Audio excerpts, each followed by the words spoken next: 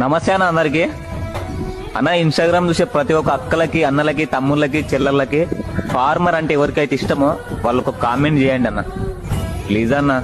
Hi friends, ఒకసారి ఈ video పూర్తిగా చూడండి, లైక్ మాత్రం కొట్టకండి, కానీ మీ దేవురు కామెంట్ చేయండి, ఎందుకంటే నా వీడియో ఎక్కడి వరకు వెళ్తుందో నేను తెలుసుకోవాలనుకుంటున్నాను.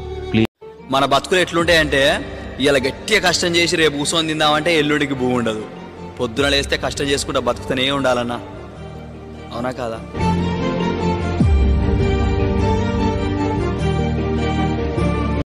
మీలో ఎంతమందికి వ్యవసాయం అంటే, ఈ మట్టి వాసన అంటే ఇష్టమో, వ్యవసాయం చేయాలనున్న చేయలేకపోతున్న వారు ఎంతమందో ఒక్కసారి కామెంట్ చేయండి అన్న.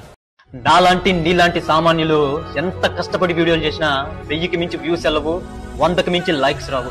అదే సెలబ్రిటీలు పిల్లలో ఊరికే వచ్చేట్లా నిలబడిన మిలియన్స్ లో వ్యూస్, లక్షల్లో లైక్స్ వస్తాయి. ఇక్కడ మనుషులకు విలువ లేదు, మనుషుల స్టేటస్ కు మాత్రమే. ఆస్తులు అంతస్తులు ఉన్న కుటుంబంలో పుట్టిన ఆనందం కంటే అన్నం పెట్టి కడుపు నింపే అందమైన వ్యవసాయ కుటుంబంలో పుడితే అసలు ఆ ఆనందమే వేరన్నా, అవును కదా?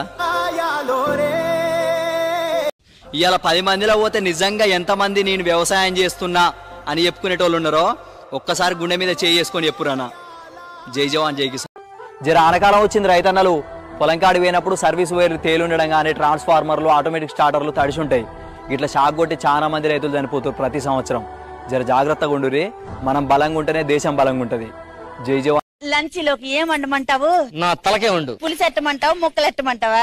ఎగిరి పెట్టుకోయే. అంత ఎగిరెగిరి నేనేం పెడతాను మామ. మీకేమైనా దెబ్బలు తగిలాయా? నాకెందుకు తగులుతాయి? స్వర్గం నుండి జారిపడినట్టున్నారు.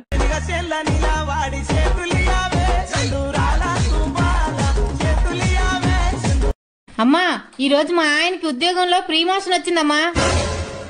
వచ్చింది ప్రమోషన్ కాదే, ప్రమోషన్. అది కూడా మీ ఇంటి నుండే.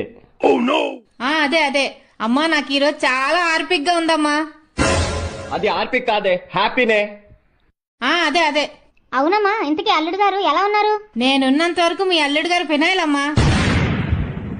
ఫినాయిల్ కాదే, ఫైనే, ఫైన్. ఏంటి అలా చూస్తున్నావు? నీ చూపుకి భయపడిపోవడానికి నేను అక్కడ ఇక్కడ పుట్టిందాన్ని కాదు. ఈ సీమలో పుట్టిందాన్ని చెన్నకేశవరెడ్డి కూతుర్ని. అదరడాలు బెదరడాలు మనకి తెలియవు. పట్టు బొట్టు.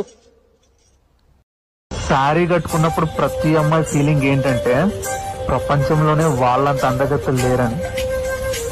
కానీ యాక్చువల్ గా చెప్పాలంటే అదే నిజం. ఏంటి, మా చెల్లికి పెళ్లి సంబంధం సెట్ అయిందంట. మీ ఫ్యామిలీకి బలవడానికి ఇంకో మేక రెడీ అన్నమాట. మీకు బలయ్యామని మేమనుకుంటాం, మాకు బలయ్యారని మీరనుకుంటారు. మా చెల్లిని చూడడానికి పెళ్ళోళ్ళు వస్తున్నారంట, పదండి వెళ్దాం. ఆల్రెడీ బలైపోయిన మేకనే, నా ముందు ఇంకో మేక బలవుతుంటే నేను చూడలేనే.